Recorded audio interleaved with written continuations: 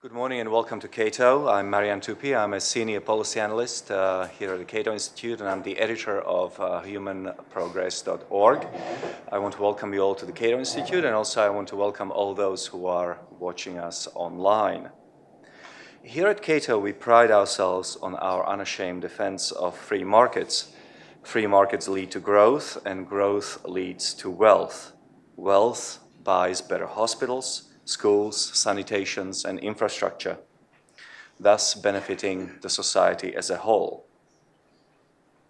Compared to our ancestors, we live longer, freer, healthier, more educated, and safer lives.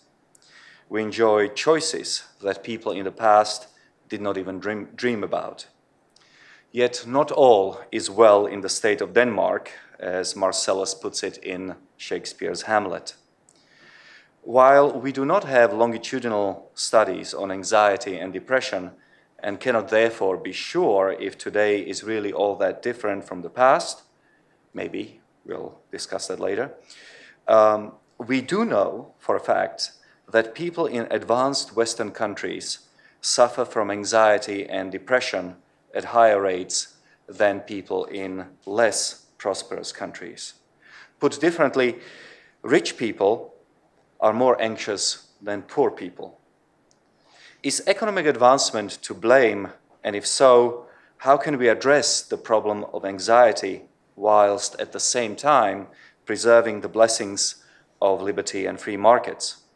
That will be the subject of our discussion today. Dr. Rutledge is a psychological scientist, writer, consultant, public speaker, and professor. He studies basic psychological needs and how these needs influence and are influenced by family, social and community bonds, economics, and broader cultural worldviews. Much of his research focuses on the need for meaning in life. He has published over 100 scholarly papers, co-edited 2 books on existential psychology, and authored the books on nostalgia and supernatural. His work has been featured by many media outlets such as the New York Times, the Washington Post, the Wall Street Journal, CBS, ABC, BBC, The Atlantic, The New Yorker, and so forth. He's a professor of psychology at North Dakota State University and a senior fellow at the Institute of Family Studies.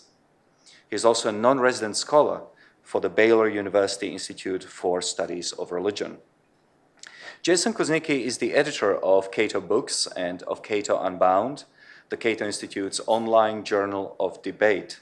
His first book, Technology and the End of Authority, What is Government For?, surveys Western political theory from a libertarian perspective. Kuznicki was the assistant editor of the Encyclopedia of Libertarianism. He earned his PhD in history from Johns Hopkins University in 2005, where his work was offered both a Fulbright Fellowship and a Chateaubriand Prize. Clay will kick off our discussion with a 20-minute opening.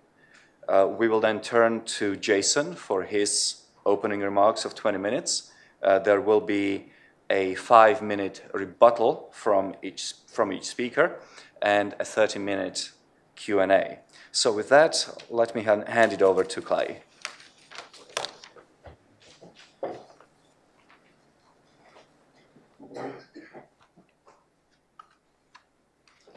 Thank you for the introduction, and thank you for having me here to engage in this discussion with everyone on what I think is a very important and timely topic. I'm sure I don't need to remind this audience of the various ways throughout human history that the state has threatened individual autonomy, liberty, and ultimately human flourishing. As a general rule, humans have a natural inclination towards self-determination. We don't like being manipulated, dominated, controlled, or oppressed. Studies show that even in more collectivist societies where people tend to privilege group harmony over personal feelings and opinions, well-being is best facilitated and maintained when people feel self-determined. In other words, psychological freedom is a powerful force, even in societies that are far less individualistic than our own. However, the absence of the state or other forms of social control doesn't automatically mean humans are thriving as free agents. In fact, many people may willingly submit to or advocate for more state control over their lives or turn to authoritarian leaders and ideas if their freedom brings anxiety, loneliness, alienation, and chaos. That is, they will sacrifice freedom for psychological, social, and economic security.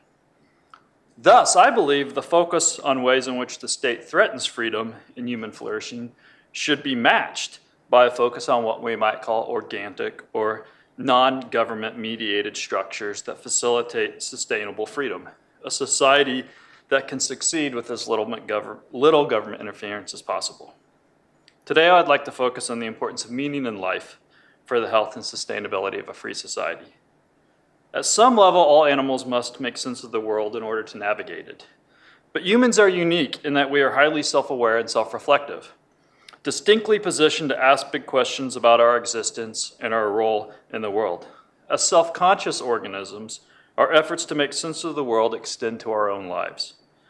And our cognitive sophistication gives us agency, a sense of self-direction that makes us goal-oriented. We don't just want to live, we want lives that matter. We need our lives to have meaning. Many people acknowledge the importance of meaning for mental and even physical health. A large body of research shows that a lack of meaning is a major risk factor for depression, anxiety, drug and alcohol abuse, and suicide. What people often don't think about, and though I think we need to advocate for more, is the vital role that meaning plays in people's ability to successfully navigate a free society in both good and bad times. Meaning helps people govern themselves, and it helps them find the hope and courage to move forward with self-determination when life gets difficult. Imagine two guys getting up in the morning. One views his life as full of meaning and purpose, and that his existence matters. He believes he has an important role to play in society, and thus a duty to others. The other guy views his life as not particularly meaningful, that it really doesn't matter. He doesn't believe he has an important role in the world and feels no sense of duty or obligation to others. Which one of these two guys do you think is going to be more motivated at work, able to take on new challenges, and resilient against stress and difficulties in life? Which one do you think will be able to resist temptation, or as my wife would say, make good choices, and stay focused on important goals? Which one do you think will be able to dig deep and find the inspiration to build, create, and innovate when the odds are stacked against him? Said differently, which one do you think will be more likely to regulate his behavior in healthy ways that benefit him and the broader society? My argument is that meaning is an existential self-regulatory resource that plays a central role in society and the success of a free society in particular. In the experiments my research team conducts, we find that when people's attention is focused on what gives their lives meaning, they are more motivated to pursue their goals. They are more optimistic and confident. They have what is referred to as an approach-oriented mindset. That is, they aren't defensive or ruminative, anxious or fearful or pessimistic. Meaning pushes them outward. It makes them more positive, bold, and hopeful. The more people view their lives as meaningful, the more they are engaged, inspired, disciplined, and focused. This self-regulatory function of meaning extends to the broader social world. For example, in a recent study my team conducted, we found that meaning was a strong and unique predictor of community volunteering, charitable giving, and a focus on community goals. When people feel meaningful, they aren't just better able to take care of themselves, they are more oriented towards helping others and to building communities. Experimental research provides further support for this relationship. When people's attention is focused on the life experiences that give them meaning, they are more inspired to assist others. Meaning in life brings online the pro-social self. Therefore, a crisis of meaning isn't just a threat to an individual, it is a threat to a free society. So how do people find meaning in life? And what are the possible warning signs of a crisis of meaning? Though people find meaning in diverse ways, research identifies certain social, cultural, and psychological structures as robust sources of meaning in life. Religion has long provided a framework for meaning. Religious beliefs help people feel like they matter by offering them teleological meaning, the belief that they exist for a reason. Religion also promotes meaning by providing people a way to order their lives and to find strength in the face of tragedy. Critically, religion shepherds people towards each other into moral communities that help them find social value and social support. This isn't to say that religion doesn't cause problems. In fact, religion in its more extreme forms can be a threat to freedom. But for most believers in a free society, religion is a social and cultural structure that weaves them together into interdependent communities and helps them navigate the life stressors and uncertainty that threaten meaning. In this way, religion supports freedom by aiding existential self-regulation. But religion is just one part of the story. Studies from my team find that people, religious and non-religious alike, find meaning in family and close personal relationships. And a large body of research supports a strong link between social connection and meaning. But I would emphasize that it isn't just that being liked or surrounded by nice people that is important. It's that feeling that one truly matters that generates meaning.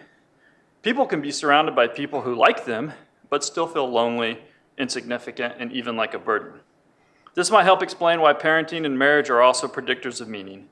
The more intimately we are connected to others and the more we accept that we have a moral duty to them, the more we feel needed, that we have a purposeful role to play in a meaningful cultural drama. Generally speaking, the people who are most invested in social and cultural structures that make their existence feel purposeful, that they serve a vital social function, a function that is often engendered by a moral duty, the more they perceive their lives as meaningful. Based on this, I believe there are reasons to be concerned about a crisis of meaning. From faith, family, interdependent community life, and a shared commitment to a range of American values and institutions, the foundations of our existential health are under stress. Americans, particularly younger adults, are increasingly skeptical of both religious and secular traditional social and cultural structures. A Wall Street Journal NBC survey conducted in 1998 found that about 70% of Americans reported patriotism as very important. Today, that number is around 60%. 2 decades ago, over 60% of Americans said religion is very important. That number is down to 50% today. Today, only 43% of Americans say having children is important, down 16% from 1998. The contrasts become more stark if you go further back. A recent Pew survey finds that young adults are less confident in many of our institutions and less trusting of people in general. 70% of adults under the age of 30 believe people just look out for themselves. Pew classified nearly half of young adults as being low trusters, people who see others as selfish, exploitative, and untrustworthy, rather than helpful, fair, and trustworthy. According to the World Values Survey, only about 30% of Americans born after 1980 believe it's absolutely essential to live in a democratic country, compared with 70% of Americans who were born before World War II. These cultural shifts might help explain why conservatives are more likely than liberals to perceive their lives as meaningful, an effect that is observed in large samples in the US, Canada, and across Europe, and one that is more strongly associated with social conservatism than economic conservatism. It is worth noting a recent study of Americans conducted by the folks here at Cato found similar results. In fact, this survey found that only 39% of liberals strongly agreed that their lives have meaning, compared to 51% of libertarians and 58% of conservatives. In addition, only 36% of people who never attend religious services strongly agree their lives have meaning in this Cato survey, compared to 68% of those who attend weekly. Similar patterns emerge when looking at meaning as a function of age. Younger adults are less likely to view their lives as meaningful than older adults. Younger adults also report having fewer friends and people that they can depend on, and higher levels of loneliness. In many ways, our modern affluent and liberal individualistic society promotes the opposite of what leads to secure and stable meaning. We are encouraged to find ourselves, to love ourselves as we are, that we don't need the approval of others to have value. This is a nice-sounding self-help story, but it is more fantasy than fact. Ironically, Americans often recognize the importance of cultural structures and practices outside of our own society. Perhaps liberal individualism makes people imagine our society as post-cultural, a place where people are the architects of their own meaning frameworks. But this is not how meaning works. Many of you might think I sound like an old man waxing nostalgic about the good old days and how we need to return to the way things were. I want to be clear that that's not at all what I'm doing. Historians don't study the past because they long to return to it. They study it because they know there are lessons we can learn going forward. I believe we need to be forward-looking, but that we also would be naive or arrogant if we think that there are no lessons to learn by studying the intrapsychic, social, and cultural variables that have sustained meaning in past generations. Short of a cataclysmic event like we see in popular apocalyptic science fiction stories, we aren't going back to the way things were. And I don't want to go back. Liberalism has benefited society in many ways. It has played an important role in reducing prejudice and discrimination, and has helped people cultivate their unique gifts, allowing them to make valuable contributions to society. But that doesn't mean we ignore the reality of the human condition and the existential vulnerabilities liberalism creates. Let me provide one relevant example from my own research on the psychology of religion and spirituality. There's very good reason to believe that most people have a natural inclination towards spirituality. We are a species that longs for transcendence. This doesn't mean that people are hardcore believers in the supernatural. Some are, some aren't.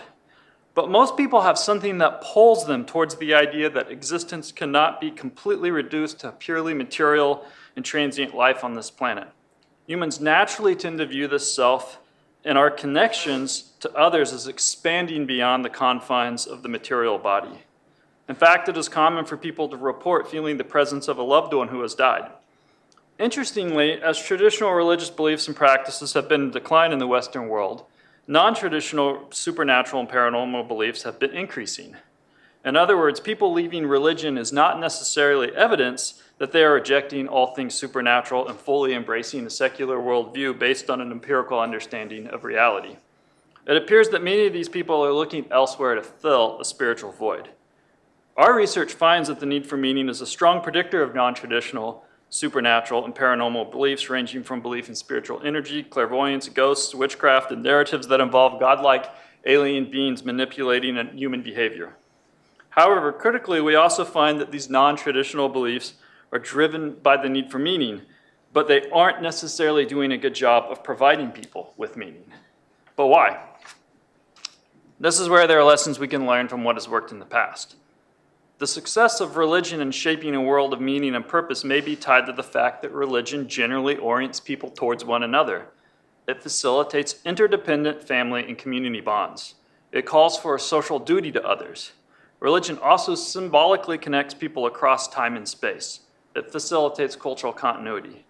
These connections create stable and secure sources of meaning that many New Age and non-traditional beliefs may not.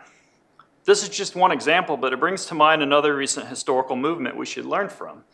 In the last quarter of the 20th century, America largely embraced the self-esteem campaign. This movement was the result, or at least perfectly fit, into our affluent individualistic society. The idea is that we could simply teach our kids to view themselves positively, independent of external contingencies. Everyone gets a trophy, everyone is awesome. And though this sounds great, it did not lead to the outcomes many predicted.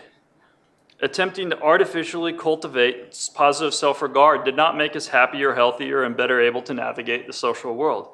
Arguably, it increased psychological and social fragility.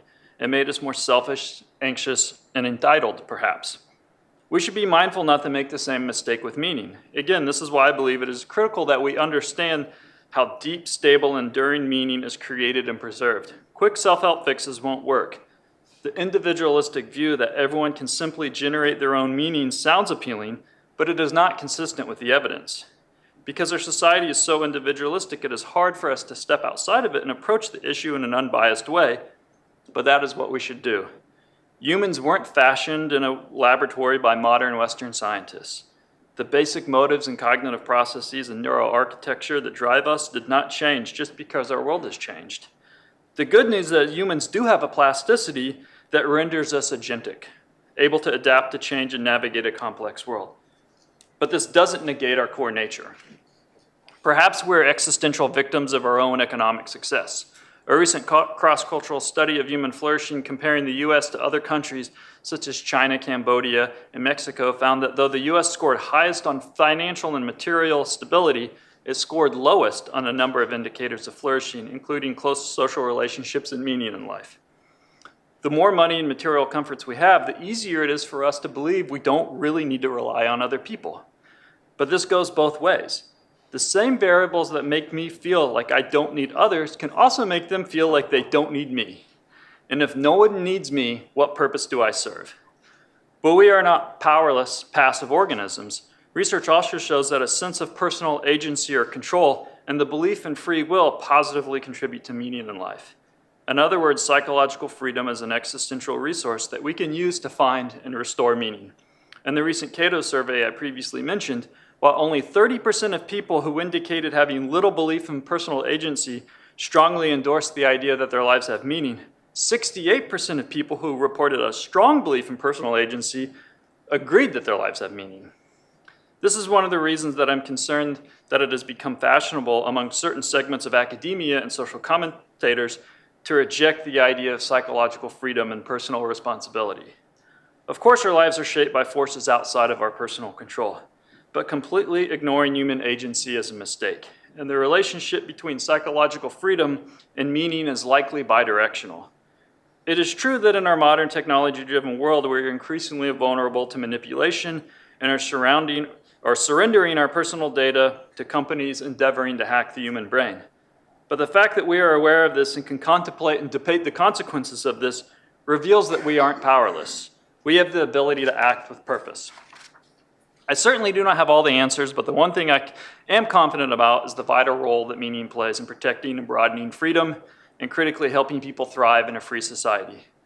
If we don't want more and more people turning inward and surrendering to a demotivated, self-indulgent, cynical, and nihilistic state, or turning to authoritarian ideas and leaders in a desperate attempt to restore some sense of existential security, then we need to identify and nourish the ingredients of a meaningful life in this modern age. Thank you.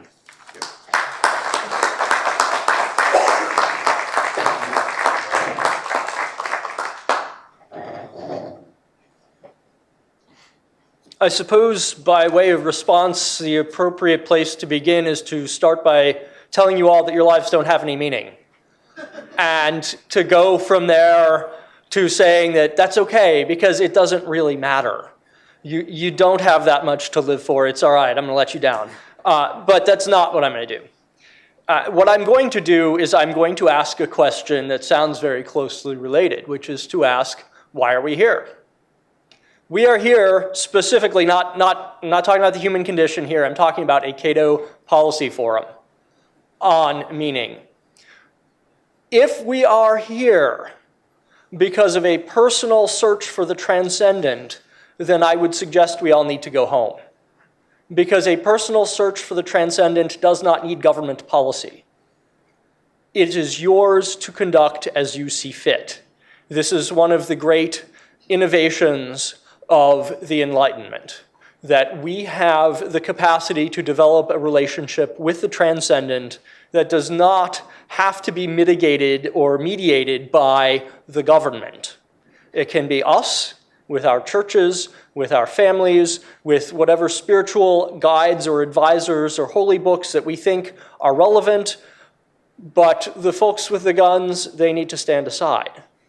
That, to me, is a really important idea. In all of human history, it seems to have occurred very rarely, and still rarer has it been successfully carried out. But we live in one of the societies where it has been, and we ought to remember that and hold on to it. So if we're here for a public policy reason, I'm not really sure that we should be doing it at a Cato policy forum, because this is an idea that libertarians have always taken to and always thought is a good one. What I have to ask, what is the nature of this search? Are we really searching for meaning itself?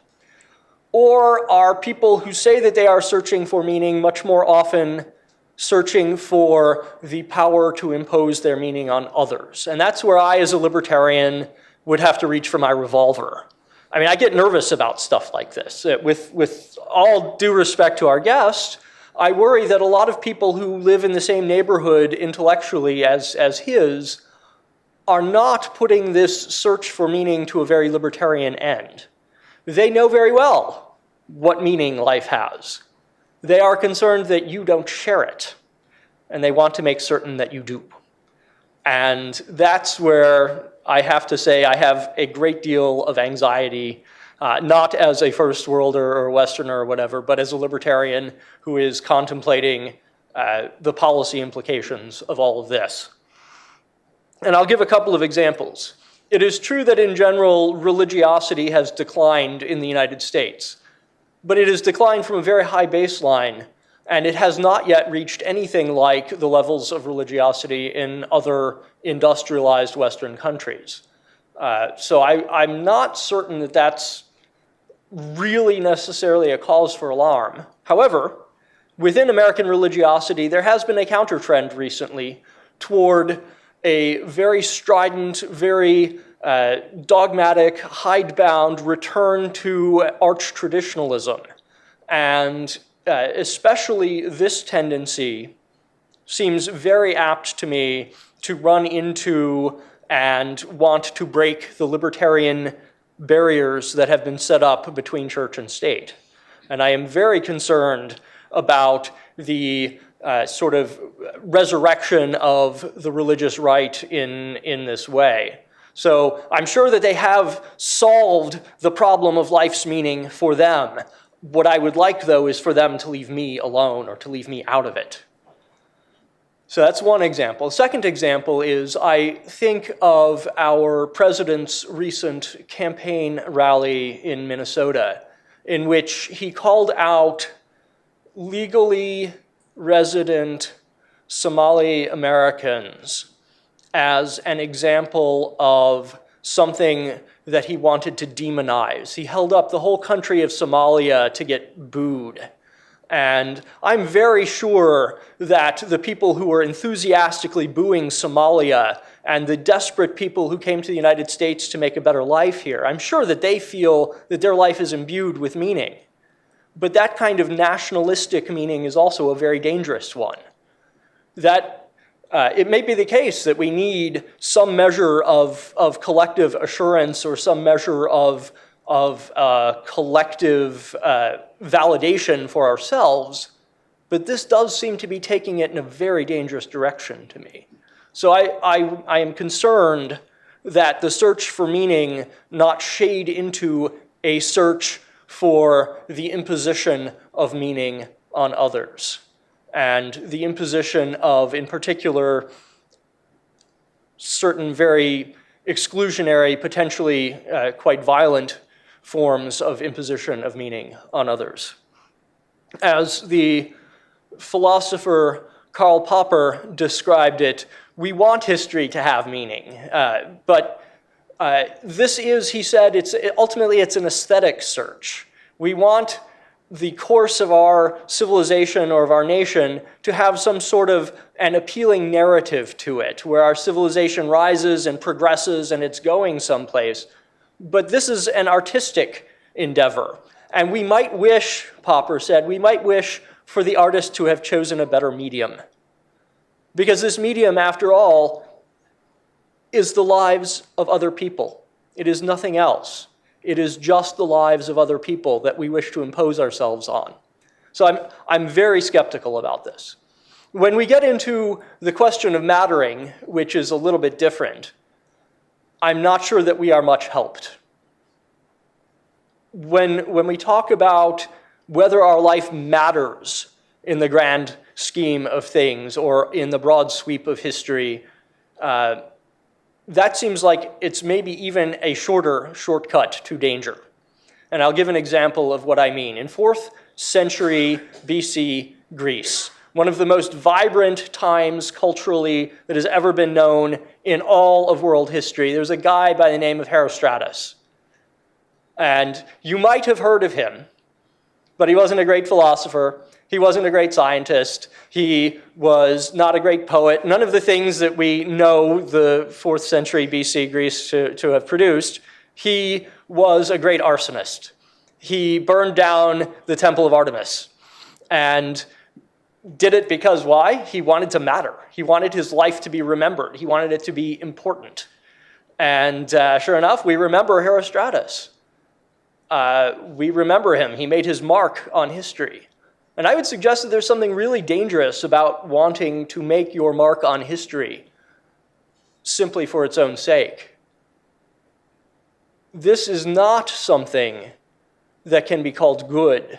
This is not something that can be called meaningful in the true or the proper sense. Perhaps he was proud that he did it. Maybe it took a lot of ingenuity to burn down this great ancient wonder.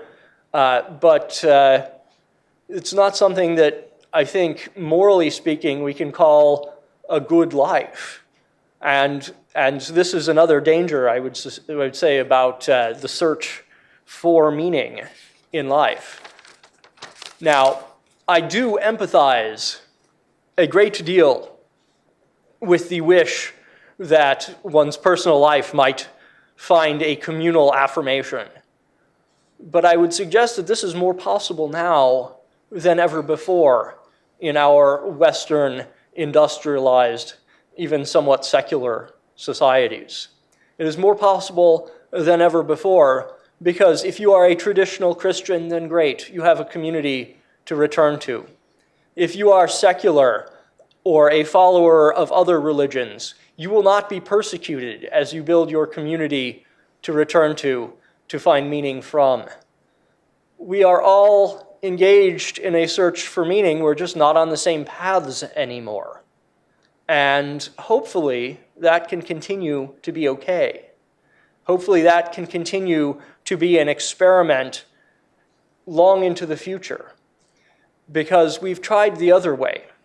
We have tried being a monoculture in which Christianity is the way to find meaning. And not just Christianity, but it's got to be specifically Catholic Christianity, or specifically Calvinist Christianity, or specifically Lutheran Christianity, and none others are tolerated. And that doesn't work. We may be stuck with pluralism. We may be stuck with only a small share of that pie being people who are in our faith or our moral community as regards meaning. But that might be the best that we can do if we also want to have the wide-scale cooperation that brings mass prosperity. We might have to lower our horizons. We might have to resign ourselves to not mattering in the way that Herostratus did, to not having left a mark on history, which, by the way, most people don't. I mean, I'm up here at the podium now, and none of you are, but I'm also going to be forgotten. I'm okay with that. I think that this is, while not terribly inspiring, perhaps the only way forward.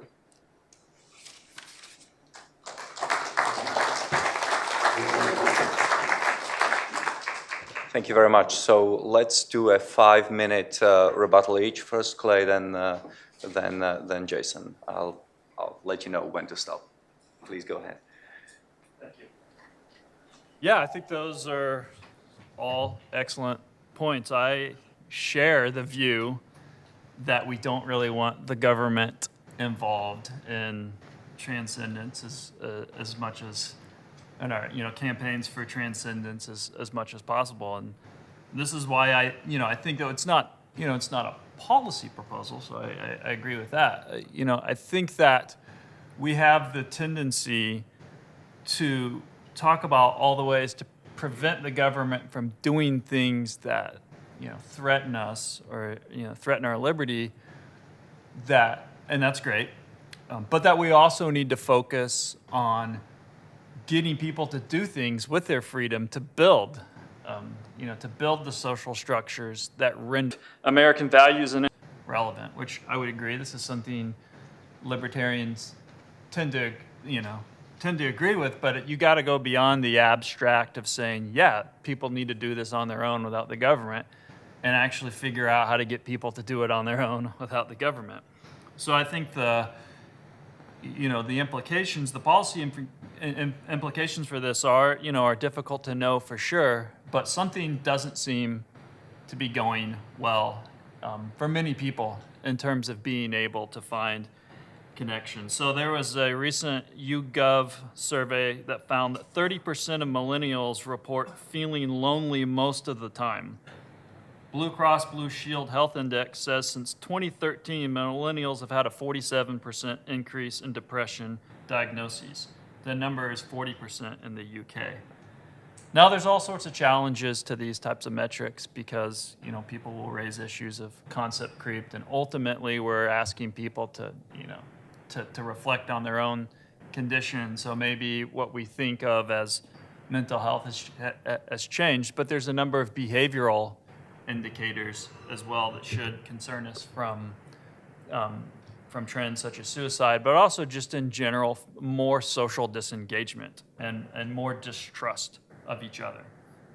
I want to also, make the point that I think is that Jason made, which is good, which is he said he doesn't want the state to tell him, or he doesn't want one religious group to tell him that they have the answer for meaning. And I would agree, but there's interesting reality of human nature, which there is a tension between freedom and security. That if we want to maximize freedom, we have to understand this vulnerability that when people feel dislodged, anxious, or alienated, they will often surrender freedom in exchange for security.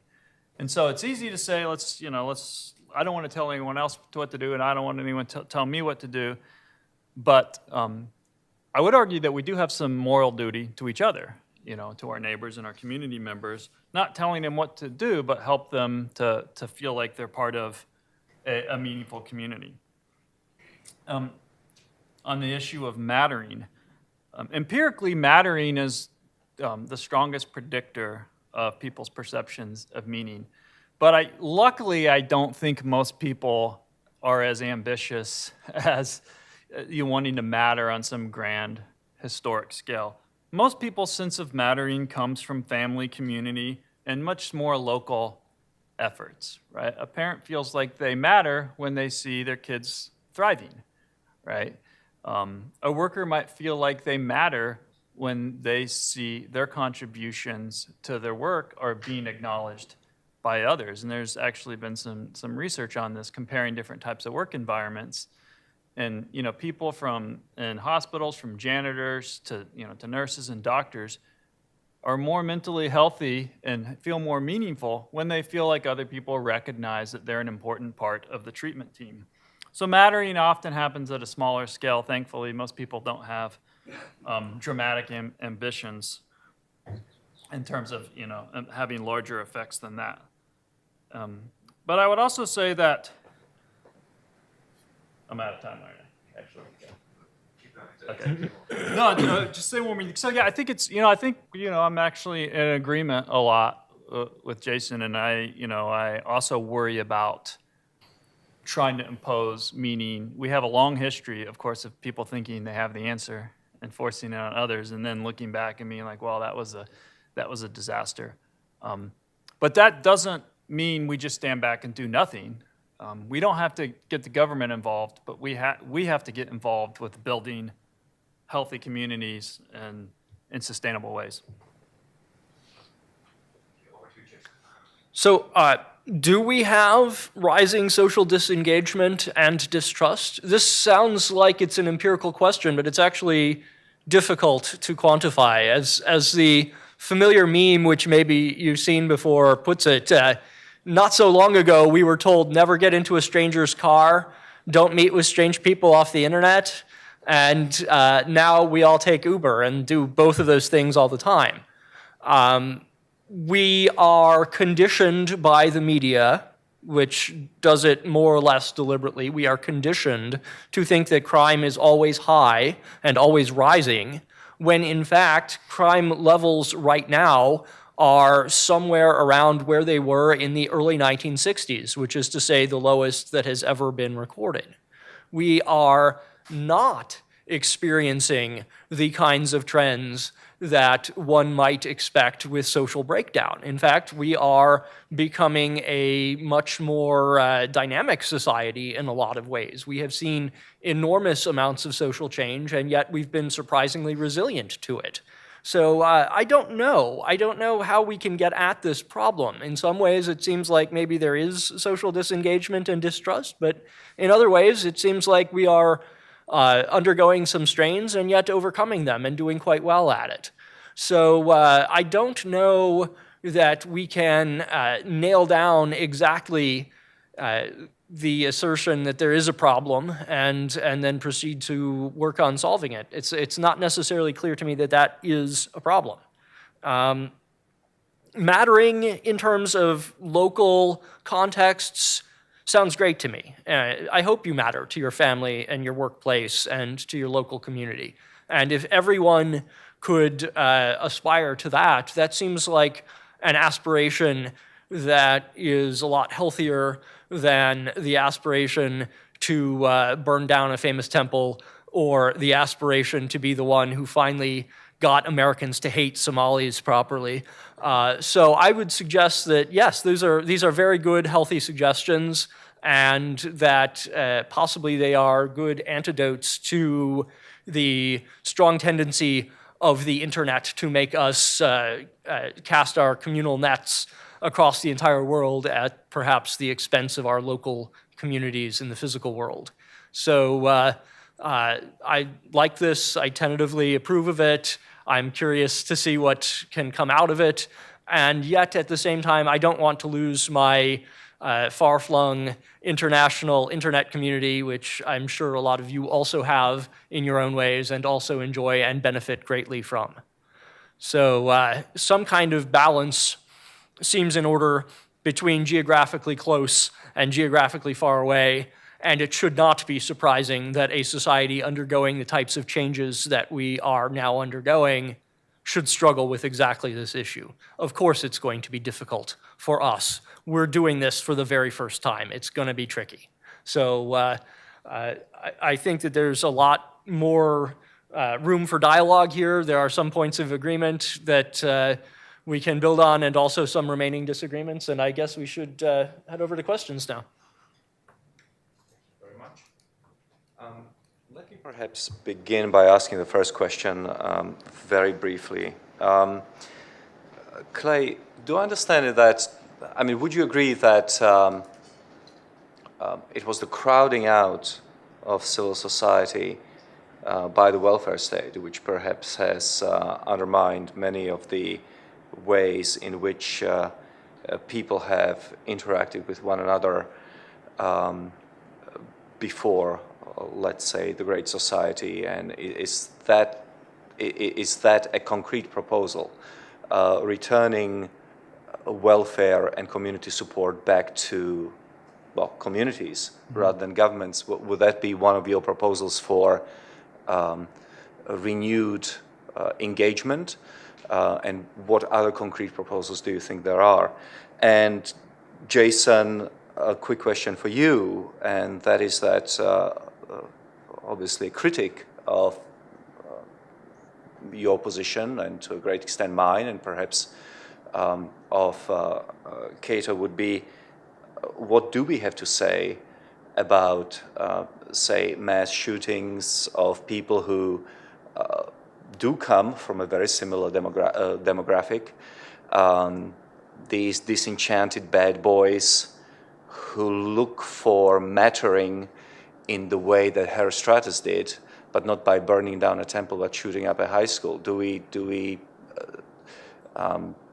Is that an issue that we should be addressing, or is there not a problem there because ultimately the number of people who die in these shootings and various mass killings is not actually on a dramatic rise upwards?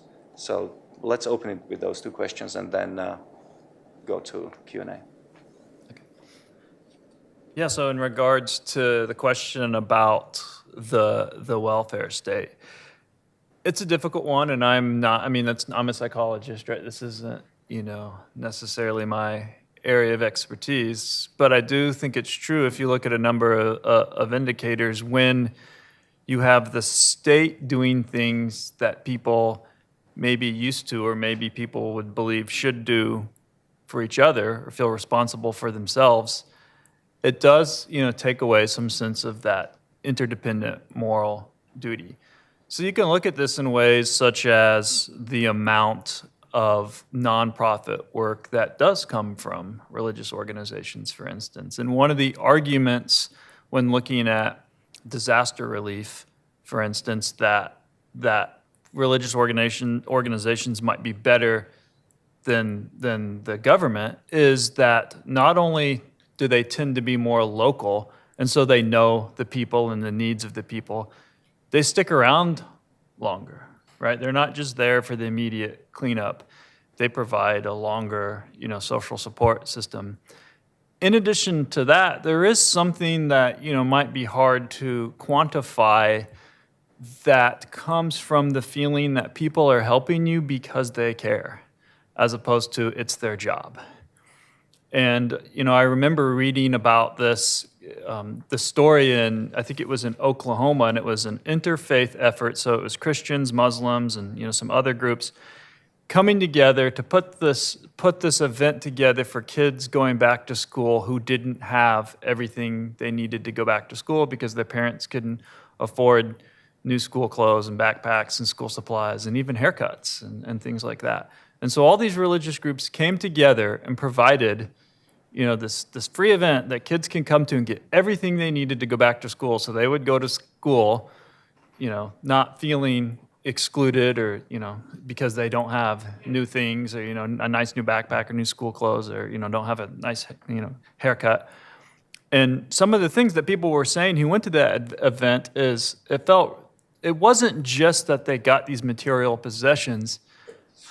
It really had an impact on them that people were doing that freely, that people in the community cared enough about them to take their free time and their money to come help them. It wasn't a social worker. It wasn't somebody that said, this is what you have to be here from 9 to 5 to help these kids. People did it on their own. And when I talk about this concept of psychological freedom, that's kind of what I'm getting at, this sense of you can do whatever you want, but when people choose to orient that freedom towards communities, towards helping others, it renders the government less important.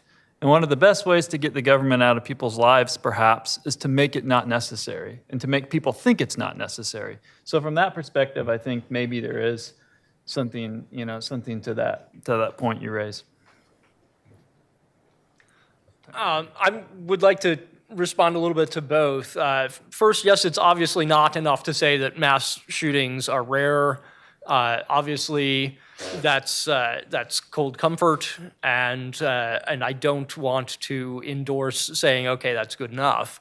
I think that one of the more insightful analyses of the phenomenon that I've seen actually comes from Malcolm Gladwell, who has characterized the repeated, almost scripted incidents of mass shootings, particularly in schools in the United States, as a kind of subculture, and that there are, whether we like it or not, people who follow this subculture very closely, who identify with it, and who aspire to one day join the ranks of mass shooters.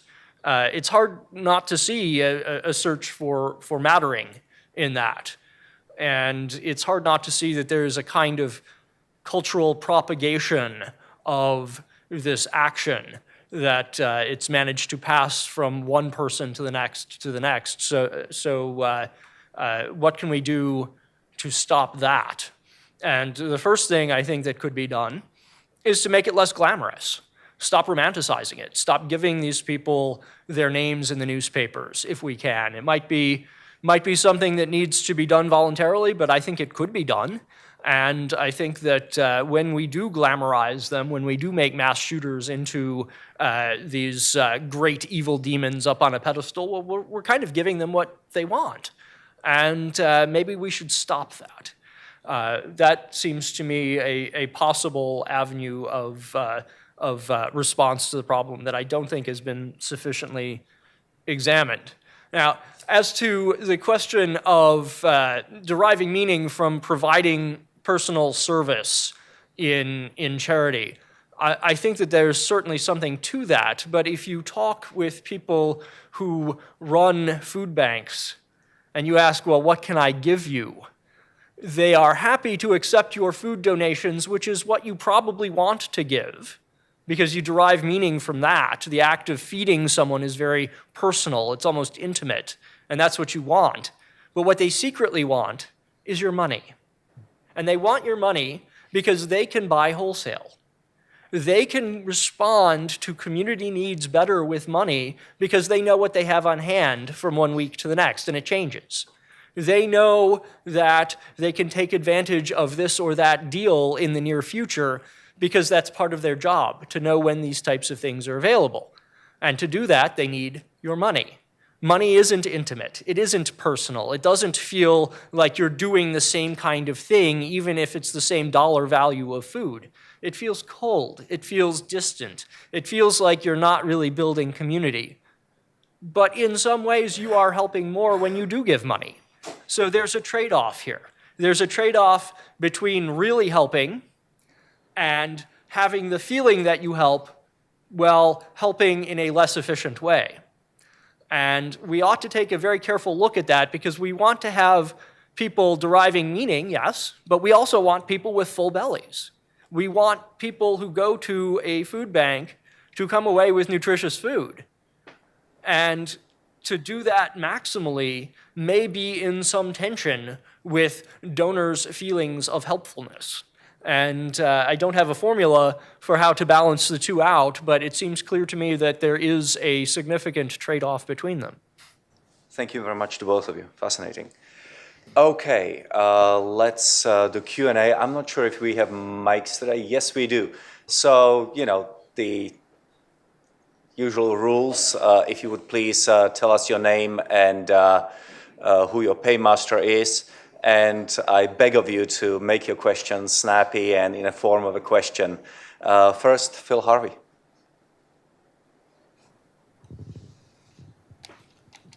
Thanks. It seems to me we've gotten a bit away from the question that Marian opened with that relates to the degree of depression and drug addiction and suicide most immediately and particularly in the United States.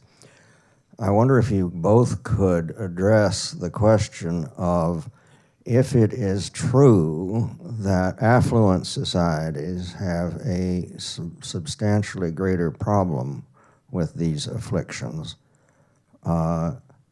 presumably because so many people do not feel they have meaning in their lives, and or feel they are not needed,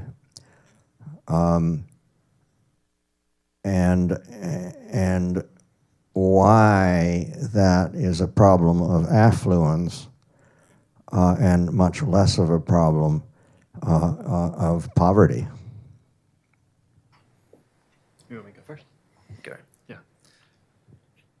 Yeah, so at the basic level, it is true empirically that in more affluent societies, people score lower on indicators of social connectedness and meaning in life in terms of, so you have people fill out these questionnaires, and the richer the country it is, the less people, feel meaning and connected, even though they have more, material security. Now, how that causally connects to affluence, I think, is a difficult question, because a lot of these things are just correlations. Now, when we get into the laboratory and study these things, you maybe start to be able to build an empirically based theoretical model from experimental work that kind of reveals the paradox, perhaps, of affluence, and that is, you can imagine in a poor society in which people are, their day-to-day, efforts, they can directly see their contribution to themselves and to their families because they're trying to survive. Now, we don't think that's ideal, right? No one wants to, go back to that way of living, despite the fact that we seem to fantasize about it a lot in terms of our the fiction we choose to consume. Like, people love these zombie apocalypse movies where we're reduced to some ancient way of living. So we kind of fantasize about this, but people don't really, all you got to do is take people's electricity away for a few hours and you find out that they don't want The Walking Dead. But it's hard, it might be hard, the paradox might be, the more we have, the easier our lives are technologically and financially, the harder it is for us to directly see where we matter. And this might be, some of the issues you bring up about drug use and addiction and things like that. It makes some sense that in the most affluent society, that the people who feel like they're being left behind because their jobs are being automated and they don't really see how their able to, to take care of themselves and their families, are, the people that are the most vulnerable, because it's not like they're going to just go back to an agrarian way of life. That's already been taken away.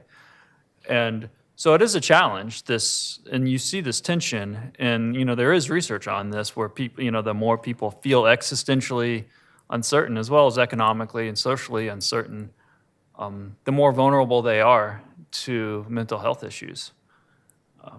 So yeah, there is a trade-off to affluence that some level needs to be managed.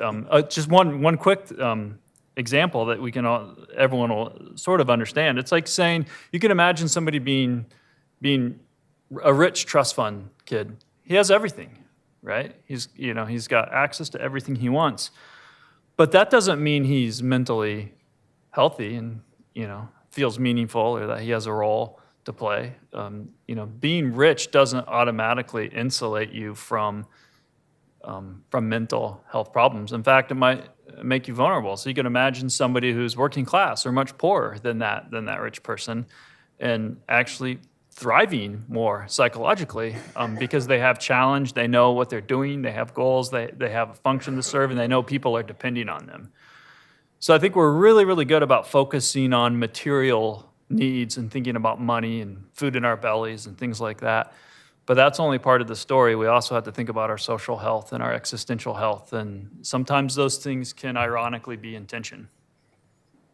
In the question about whether primitive societies have less anxiety, I almost detect the presence of the ghost of Jean-Jacques Rousseau. Rousseau, the 18th century Enlightenment philosopher who dissented from the idea of progress and believed that primitive peoples were necessarily happier than his very late decadent 18th century society, which, by the way, had none of the modern conveniences that we now enjoy. Even 18th century level technology to him was simply too much. It was simply depraving of our morals and of our manners, and that what we really needed to do was to go back to the time when we slept under trees and ate acorns and were happy about it. And needless to say, Rousseau himself never did this, nor did he ever live with the people whom he romanticized. He had this fantastic idea that primitive peoples everywhere had to be much happier than what he was, but it has to be acknowledged that Rousseau was not a terribly happy person. He really wasn't. It may be the case that this is a type of mental formation that presents itself to modern people simply because of the fact that our societies are changing so much. Our society is doing it. Rousseau's society was also doing it. And that fear of technological and cultural change may very reasonably lead us to a longing for stability, and yet trying to fix that longing for stability in some remote past that we formerly enjoyed might be a kind of trap. It might not lead us to anywhere fruitful, and I am concerned that, in fact, it doesn't. As to the phenomenon of depression, suicide, anxiety centered around drug addiction, I have a few words about that as well. We are now seeing an epidemic of addiction that has primarily been focused on rural areas in the United States, small towns, far away from the big cities. Primarily, it's been white people. And I think it's been very interesting to watch this talked about as an existential crisis rather than as a criminal matter. When the crack epidemic occurred, we did not stop to ask about the existential questions in communities of color. We just treated them as criminals and tried to lock up as many of them as possible, and now we are living with the aftermath of that. And it is the white drug addicts and the white sufferers who get our sympathy and our concern about, oh, well, maybe life doesn't have enough meaning in it. I would suggest, though, that they were more similar than we would like to admit, these two addiction epidemics, and that indeed the phenomenon of mass drug addictions tends to proceed in ways similar to infectious epidemics. They have a trajectory in which there is a rise and a fall, and that perhaps these phenomena are not so tied to the existential questions about meaning as we want to think that they are. They are products of people's social networks encountering a new substance and it getting passed around, and everybody's trying it, and then we see the consequences and we say, well, wait a minute, okay, maybe that wasn't such a good idea. And nowadays there are antibodies, as it were, against people wanting to try crack, because we all know that it's really dangerous. And pretty soon we will be similarly culturally hardened against opiate addiction, at least for a time, and then maybe that will recede and something else will take its place. But I don't know that this is something that is really so closely associated with the kinds of deep philosophical questions that we want to get at. Right. Since Phil's question is sort of germane to this debate, I just want to push both of you just a little bit more on this. First of all, Jason, I take your point that there are specific US-specific issues that we are dealing with, and we are not necessarily seeing similar developments in other Western or advanced countries. But I just want to nail down one thing.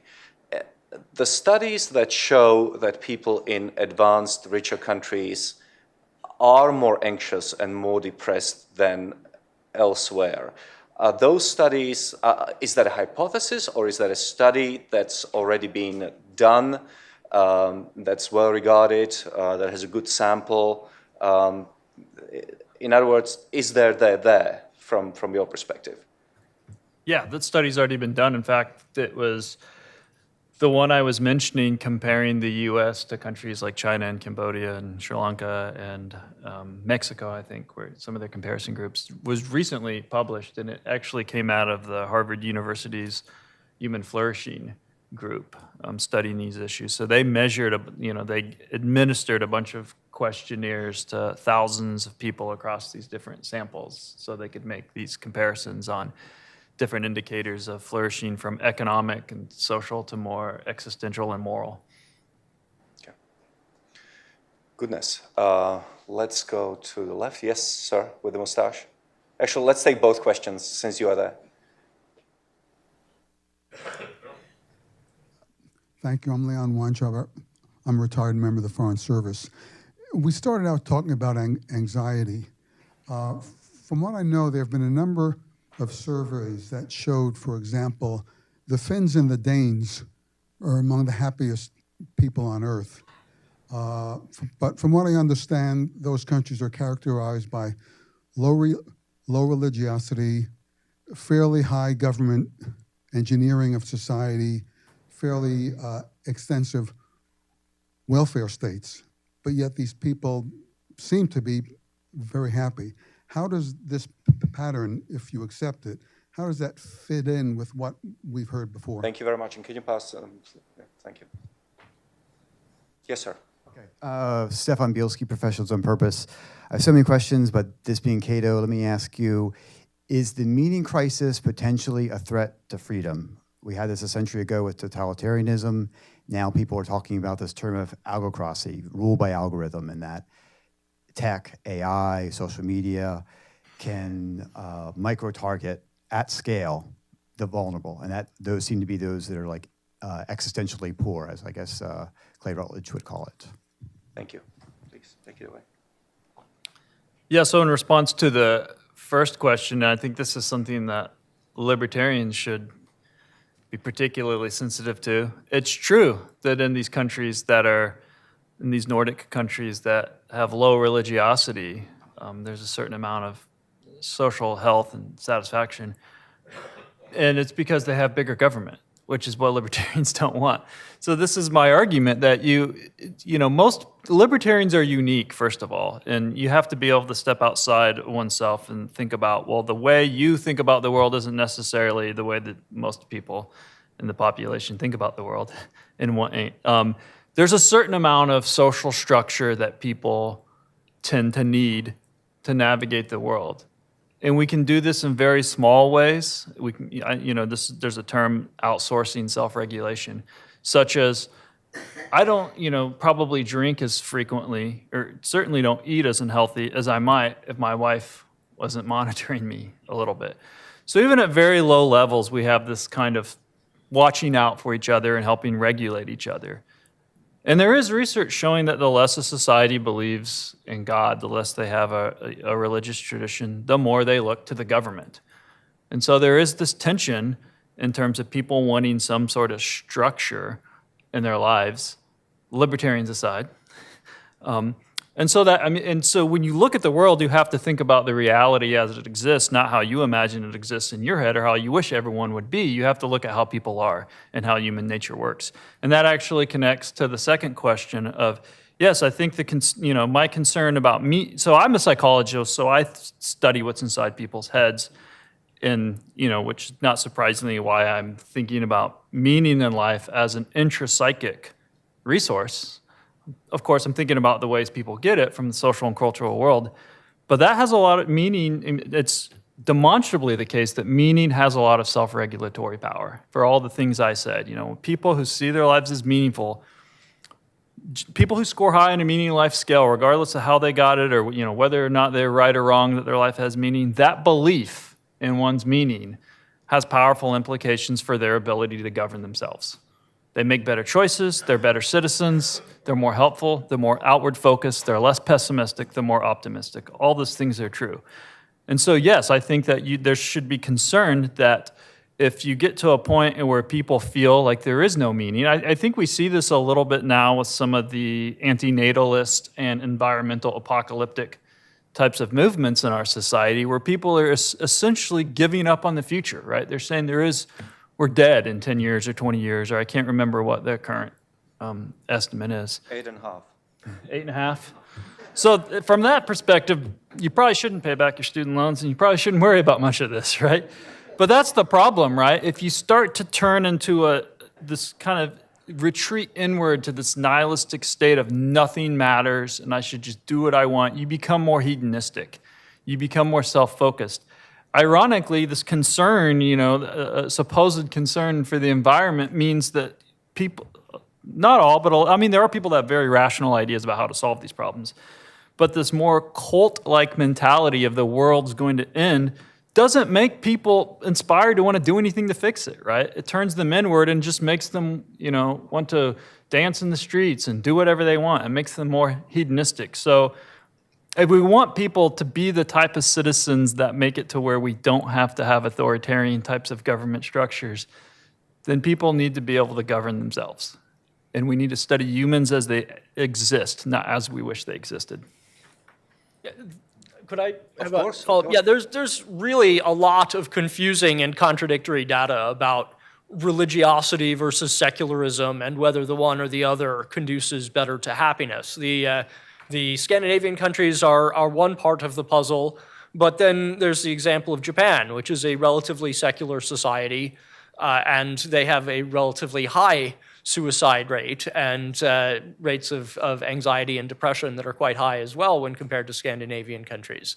Latin American countries tend to be much more religious, and they tend to have a relatively high self-reported happiness. So it's complicated. It's not like, aha, if we just get religion, we're happy, or let's cool it on the religion stuff and then we can be happy. It's neither one of those. There's not a clear relationship. Goodness. Okay, gentleman in the front, and then we'll move over back to you. Thank you, Dave Rubinowitz. From a point of view of psychological meaning, where does sports or competition in general fit in? Is choosing a team and rooting for them enough to give meaning? And is there a problem with that? Yeah, I lived in the UK for a couple of years working at a research center there, and it was then that I fully discovered the power of sport tribalism. When I had a good friend who was a successful psychologist, a good researcher, who his mindset about sports was unbelievable. I mean, he did not like people who supported the team that he didn't think you should support, or he did. So he was a big Liverpool supporter, if that means anything to anyone. And I remember, telling him one time, being like, "Man, it's just because I watched some matches with him, and I was like, you're not even enjoying yourself, right? You're basically in a fetal position in the corner, more terrified than you are joyous." And so, I confronted him about this, and he's like, "Well, you don't understand what it was like growing up in Liverpool in the 70s and, and this kind of stuff." So yeah, people do seem to find, I don't know if it's necessarily meaning, but certainly tribalism, our tribal minds work this way, where we attach ourselves to teams and ideas and things like that. And there is some evolutionary argument about, the function of sports and society. But yeah, I mean, that reveals that, I think, that's a kind of a silly example, but it reveals the potential dangers of conflicting meaning systems and meaning frameworks, right? Because if you can arrange a society in which we have mutual respect and say, hey, you're doing your thing, I'm doing my thing, and we all have, which is a point Jason was making earlier, then that's great. But when the meaning systems become antagonistic, when it's like if you believe that's in direct opposition to what I believe, and that's a problem, then obviously you can get social conflict and war and genocide and things like that. It didn't reach that level in the football games in the UK, but there was violence, right? I mean, there is problems. And some people think sports is a healthier way to, I guess, have that kind of tribal. But yeah, I think we have to be mindful of human nature. Like, we have to study humans as they are, both in the positive and the negative, to try to understand what's the best way to cultivate meaning systems that allow people to have health and connection and community, but not in ways that position them violently against others. Jason? Yeah, if you search the great philosophical texts of the world for suggestions about what conduces to the good or to the happy or the well-lived life, you won't find sports fandom among the suggestions. But you will find participation in sports. You will find the idea that you should participate in competitive events, whether they are physical competitions or mental ones. You should participate actively in things like government or the arts or literature. It is good to discipline your body in terms of health, but also in terms of mental well-being. And so rather than watching sports passively on TV, I would strongly suggest people go out and play. I mean, I watch very little in the way of sports, unless you count esports, and I'm not even a huge fan of that. But I do exercise and run competitively. I'm not fast, I'm not good at it, but I do it anyway because I think it's important to a well-rounded life and because I enjoy it. Okay. Well, I'm delighted to see so many questions. So let's make the questions even snappier and the answers also shorter. So I'm going to take those two gentlemen sitting next to each other first.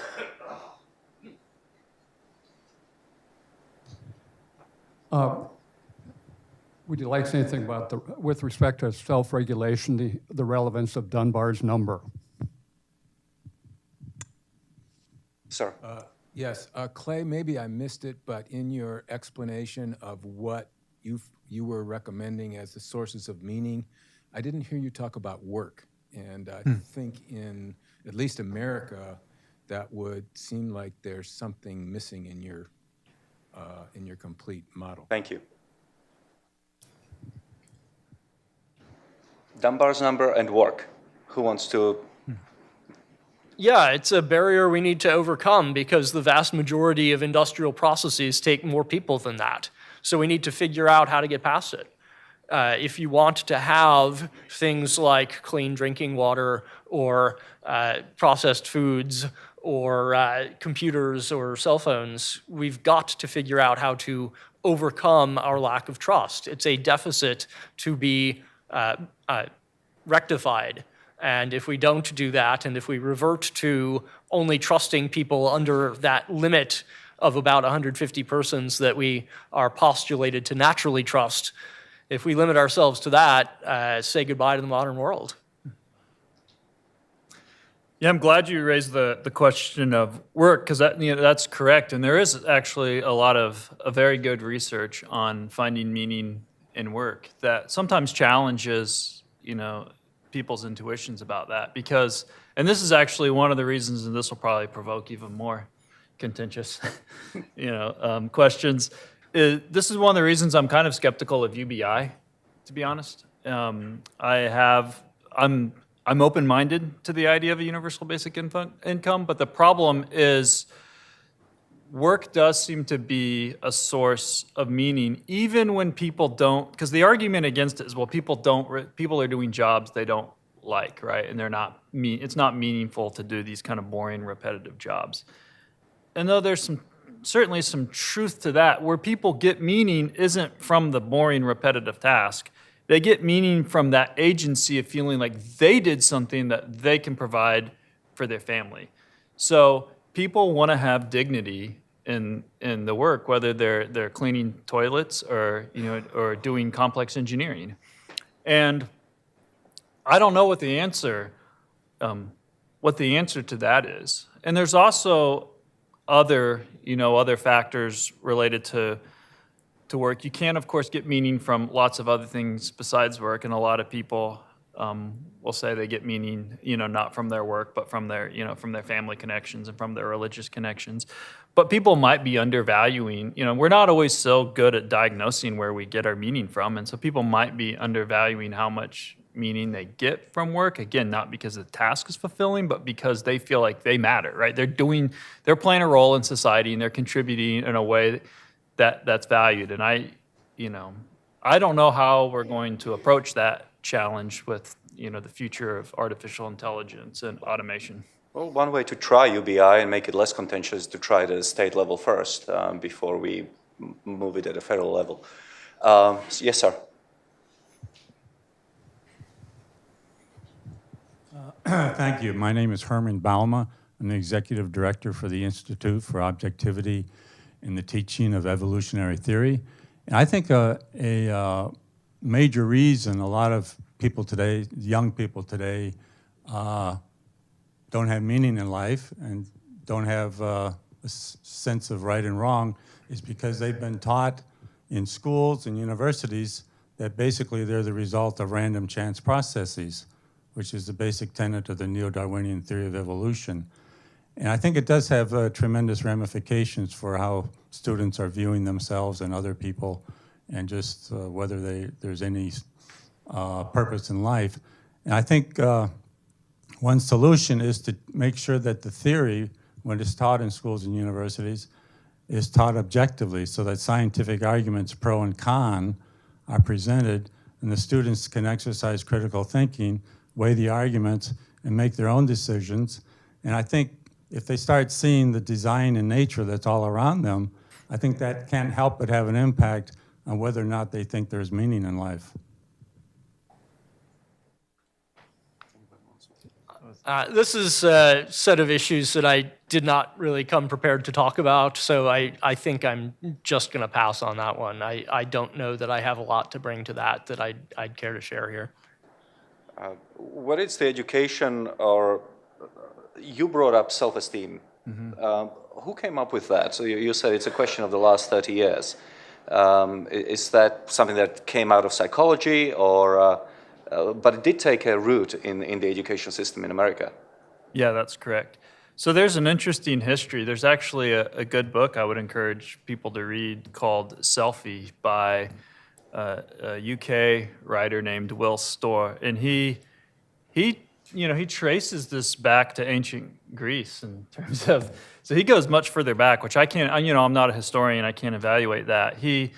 You might be interested in it in particular because he also implicates American libertarians, and kind of being in, part of the problem of creating this like self-oriented movement. But really, what I'm more comfortable talking about is its modern form in psychology, which might make all of you think, well, I'm not going to listen to what Clay says. He is a psychologist. He's about to say how psychology got this all wrong. But it was, psychologists were implicated in the self-esteem movement, where it was a good story. It sounded good. It took root in California, started in California, education. It was a good story to liberals because this is a way to solve income inequality and all sorts of other inequalities in our society. If we can boost people's self-esteem, they'll be more successful, right? And they can overcome the hardships of their life. It was a good story to conservatives because it's really cheap, right? It's not going to cost any money. You just got to tell parents and teachers to boost kids' self-esteem. So America seemed to like this, on both sides of the political aisle, this idea of the self-esteem movement. But it turns out it wasn't well empirically supported. And I do think there are lessons to learn from it because it fits so perfectly in our individualistic culture to believe that we are the architects of our own destiny and that we can, if we just look inside ourselves, we can find the answers and inspiration and do what we want. We don't have to answer to others. And that sounds good, but it just doesn't square with either evolutionary psychological thinking or just, decades of quantitative research on how human social life functions. So, okay.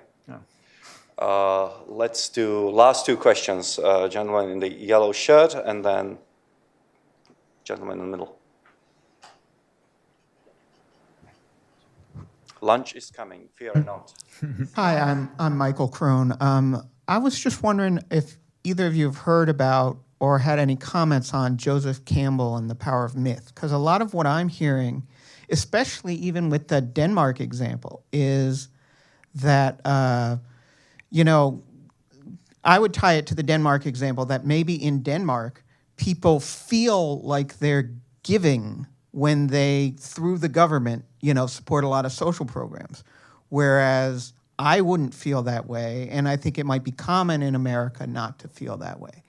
And then, there's other things, but how does that tie into the meaning? Thank you. And you, sir. Yes, you. I'll make this quick. So we've talked about many facets of this, but we haven't really talked about gender. We've seen much of the data that you've been discussing and some of the harmful effects that we see, maybe this crisis of meaning. We see it disproportionately among men. Do you have any thoughts on how gender affects this crisis? Thank you.